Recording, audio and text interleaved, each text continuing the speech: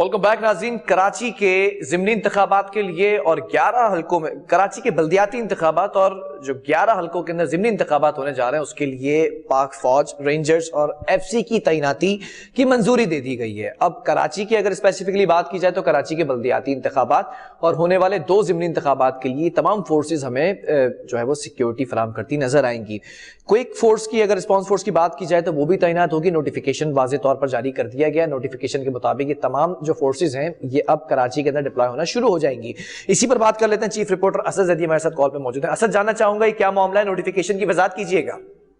जी बिलाल, देखिए कि पाकिस्तान में जिस तरह पहले कहा जा रहा था कि ज़िमनी इंतखाबात और बल्दियाती इंतखाबात तातील का शिकार थे और उसके अंदर 2-3 मरतबा इनको डिले किया गया, और अब बाकायदा तौर पे वजारत दाखिला की तरफ से भी और फिर जो इलेक्शन कमीशन ऑफ पाकिस्तान की तरफ से भी ये ऐलान कर दिया गया कि अब इंतखाबात का इनेकाद किया जाएगा। और उसके बाद पाकिस्तान भर में जहां पर ज़िमनी इंतखाबात होंगे वहीं पे जो बल्दियाती इंतखाबात है उसका सिलसिला भी होगा। और बिलखसूस सिंध के अंदर जो इंतखाबात होने जा रहे हैं उसके लिए वजारत दाखिला ने रेंजर्स, एफसी और फिर फौज को भी तैनात करने का फैसला किया और उसका बाकायदा तौर पे नोटिफिकेशन जारी करके इलेक्शन कमीशन ऑफ पाकिस्तान को भी इस बात से आगाह कर दी। मैं आपको ये भी बताता चलूं फिलहाल कि ये नोटिफिकेशन जारी करने की 2 बड़ी वजूहत। ठीक है। एक वजह ये थी कि जो पिछले जो ज़िमनी इंतखाबात है उसके अंदर जो सूरत हाल रही है और उसके बाद हमने देखा कि चाहे पंजाब हो या फिर सिंध, और सिंध खसूसी तौर पे कराची, और कराची में करगी में जो होने वाली जो लड़ाइयां थी, और उसके बाद हमने देखा कि इंतखाबात को डिले करने की कोशिश की गई और फिर वोटिंग के अमल को रोका गया 2-3 मरतबा, और उसके बाद हमने देखा कि हथियारों का आजादाना इस्तेमाल हुआ। तो उसके लिए जरूरी था कि अब कोई ऐसी हिकमत अमली बनाई जाती ताकि ये इंतखाबात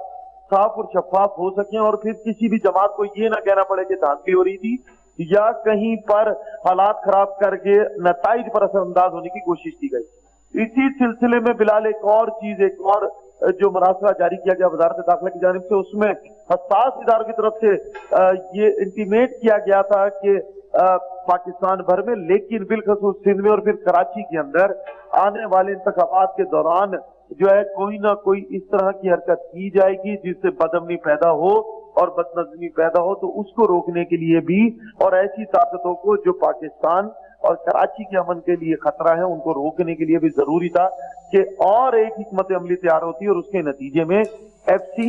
रेंजर्स और उसके बाद पाक फौज को यह टास्क दिया गया और पाक फौज को क्विक रिस्पॉन्स फोर्स के तौर पर तैनात किया जाएगा। ठीक है। पाक फौज मौजूद होगी और खुदा न खास्ता अगर कहीं पे हालात ज्यादा कशीदा होंगे और वो रेंजर्स और एफसी के कंट्रोल से बाहर जाएंगे तो फिर फौरी तौर पर वहां जो है आर्मी के दस्ते पहुंच जाएंगे और हालात को काबू करने के लिए वहां पर तैनात रहेंगे जब तक ये इंतखाबात नहीं होते। कौमी असेंबली के 8 और पंजाब असेंबली के 3 हलकों में पाक फौज को तैनात किया जाएगा। बिलाल जी, ठीक है। ऐसा ये भी बताइएगा, जब ये तमाम फोर्सेस की तैनाती की मंजूरी दे दी गई है नोटिफिकेशन के जरिए, तो क्या किसी किस्म के सिक्योरिटी थ्रेट का भी मामला है? हसास और इंतहाई हसास पोलिंग स्टेशंस के बारे में भी जरा सा बताइएगा। जी बिलाल, देखिए इससे पहले भी जब भी ये वोटिंग का अमल शुरू होता है या फिर ज़िमनी इंतखाबात होते हैं तो हसास और इंतहाई हसास एक तो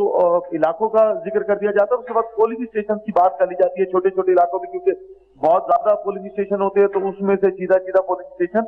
जहां पर खतरात मौजूद रहते हैं उनकी बात कर ली जाती है। और इस सिलसिले में भी बाकायदा तौर पे होने वाले इंतखाबात के लिए जो है वो लेटर इशू कर दिया गया। इदारों ने अपनी रिपोर्ट मुरतब करके वजारत दाखिला को भेजी और उसके बाद वजारत दाखिला ने हर सूबे के अंदर मौजूद जो पुलिस और रेंजर्स के हुकाम से या फिर आर्मी के साथ बैठकर एक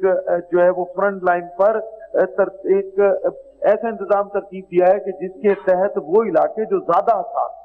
वहां पर बाकायदा तौर पर भारी नफरी तैनात की जाएगी और इससे पहले कि इंतखाबात का अमल शुरू हो वहां पर कॉम्बिंग ऑपरेशन और उसके साथ आर्मी रेंजर्स की जो है वो फ्लैग मार्च भी होगा। और ये भी मैं आपको बताता चलूं कि वहां पर अब क्योंकि देखिए आप सीसीटीवी कैमरा खसूसी तौर पे ज्यादा तादाद में नस्ब किए जा रहे हैं उन इलाकों के अंदर जहां पर अब ये इंतखाबात होने जाएंगे, और ये भी कहा गया है कि पोलिंग स्टेशन से वाज़े फर्क के साथ जो सियासी जमातें हैं وہ اپنے کیمپ لگائیں گے تاکہ کوئی بھی کیمپ پولنگ اسٹیشن کے نزدیک نہ ہو, تاکہ کوئی بھی ایسی خدا نہ خواستہ بات ہو تو اس کے اندر کوئی بھی سیاسی جماعت کو جو ہے وہ انٹرفیئر کرنے کا موقع نہ مل سکے, اور نہ ہی کسی کو یہ کہنے کا موقع مل سکے کہ کیونکہ ان کے پولنگ اسٹیشن نزدیک تھے تو انہوں نے جا کے دھاندلی کی, جس طرح کہ ہم نے پچھلے انتخابات میں بھی دیکھا کہ یہی عمل رہا. میں آپ کو ایک اور بات بھی بتاتا چلوں کہ جہاں ایک طرف حالات کشیدگی کی طرف ہے اور بتا دیا گیا ہے کہ ہو سکتا ہے کہ کوئی بھی ایسا بڑا واقعہ یا چھوٹا واقعہ ان انتخابات سے پہلے یا ان انتخابات کے درمیان میں ہو سکتا ہے. تو اس کے ساتھ ساتھ ایک اور خبر کہ جہاں پر حفاظت کی بات کی جاتی ہے تو وہاں پر 5 اکتوبر کو فی الحال میں بتاتا چلوں کہ رینجرز کے وہ جوان جو زخمی ہوئے تھے ملیر کے اندر وہ جام شہادت نوش پا چکے ہیں. یہ ابھی خبر ہمیں موصول ہوئی اور وہ جام شہادت نوش پا چکے ہیں جو کہ ڈکیتوں سے مقابلے کے دوران زخمی ہوئے تھے, اور پھر ابھی ان کا جثہ خاکی ان کے آبائی شہر لے کر جایا جائے. تو بلال جس طرح یہ اب اچھا, اس تمام سینیریو کے اندر پولیس فورس کہاں پر ہے جس نے پہلے بھی یہ خط لکھا تھا کہ ہم فول پروف سیکیورٹی نہیں دے سکتے ہیں کیونکہ ہم مصروف عمل ہیں سیلاب زدگان کی مدد کرنے میں؟ بلال دیکھیے, جب کسی بھی محکمے کی طرف سے کچھ ایسے ہی کوئی عذر پیش کر دیا جائے یا یہ کہہ دیا جائے کہ جی ابھی ہمارے پاس اتنے ریسورسز نہیں ہے کہ ہم اس کے انتخابات کے اندر اپنا فل جو ہے وہ پروٹوکولز کے ساتھ جا سکیں اور ہم فل سیکیورٹی دے سکیں, تو اس صورتحال کے پیش نظر اور جو گزشتہ انتخابات گزرے جس میں ہم نے دیکھا کہ پولیس کی موجودگی کے اندر باقاعدہ طور پہ آزادانہ طور پر اسلحے کا جو ہے استعمال کیا گیا, اور چھوٹا اسلحہ نہیں بڑے اسلحے کا بھی آزادانہ طور پہ استعمال کیا گیا, اور اس کے بعد ہم نے دیکھا کہ سیاسی دباؤ کے تحت پھر وہ ایف آئی آر بھی ابھی تک تعطیل کا شکار ہے اور ابھی تک اس کی کوئی پراپر رپورٹ بھی سامنے نہیں ہے, اور جتنا بھی نزلہ تھا وہ چھوٹے افسران پر گرایا گیا. تو ایسی صورتحال میں الیکشن کمیشن آف پاکستان نے بھی ضروری سمجھا کہ جہاں جہاں یہ انتخابات ہو رہے ہیں وہاں پہ صرف پولیس کے اوپر انحصار نہ کیا جائے بلکہ پیراملٹری فورسز اور ملٹری سے مدد لی جائے, اور اسی مد میں پھر پیراملٹری فورسز جس طرح ایف سی اور رینجرز اور پھر ملٹری فورسز آرمی کو یہ باقاعدہ طور پہ ٹاسک دے دیا گیا ہے تاکہ شفاف انتخابات کا عمل جو ہے پاکستان میں ہو سکے, بالخصوص سندھ اور کراچی, کیونکہ کراچی کے اندر یہ بارہا بار کہا جاتا ہے کہ جب بھی کوئی انتخابات ہوتے ہیں خون ریزی ہوتی ہے, اور ابھی ہم نے دیکھا بھی تھا کہ گزشتہ انتخابات میں جو خون ریزی ہوئی اور اس کے بعد کی پھر صورتحال جو بنی اور سب الزام لگاتے دکھائی دی,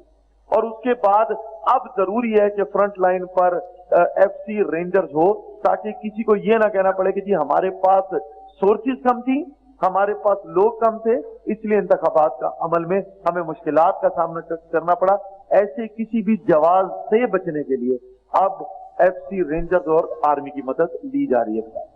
ٹھیک ہے, بہت شکریہ اسد اس حوالے سے اپڈیٹ کرنے کے لیے. بلدیاتی انتخابات ہو یا پھر ضمنی انتخابات, نوٹیفیکیشن جاری کر دیا گیا ہے. نوٹیفیکیشن کے اندر پاک فوج کوئک رسپانس فورس کے طور پر تعینات کی جائے گی, جبکہ رینجرز ایف سی کو بھی تعیناتی کا حکم دیا گیا ہے, منظوری دے دی گئی ہے. دیکھنا یہ ہے کہ ماضی کے اندر جو بائی الیکشنز ہوئے تھے اس کے اندر ہم نے دیکھا تھا کہ سیاسی جماعتیں آپس میں لڑ گئی تھی, ہوائی فائرنگ بھی ہوتی نظر آئی تھی, زخمی بھی ہوئے تھے لوگ. تو ان تمام چیزوں کو روکنے کے لیے ہم دیکھتے ہیں کہ سب سے پہلے فرسٹ رسپانس جو دیتی ہے وہ پولیس سروس دیتی ہے, لیکن پولیس نے معذرت بھی کی ہے کہ ہم شاید فول پروف سیکیورٹی نہ دے سکے, جس کی وجہ سے تاخیر کا بھی ایک معاملہ سامنے آیا تھا, لیکن تاخیر نہیں ہو سکی. الیکشنز اپنے وقت پر ہونے جا رہے ہیں 23 اکتوبر کو, جو بلدیاتی انتخابات ہیں اور جو ضمنی انتخابات ہیں وہ بھی اپنے وقت پر ہونے جا رہے ہیں. ان تمام چیزوں کے لیے پاک فوج, رینجرز اور ایف سی کو بھی بلا لیا گیا ہے. پروگرام کا وقت ختم ہوا ہے. اللہ حافظ.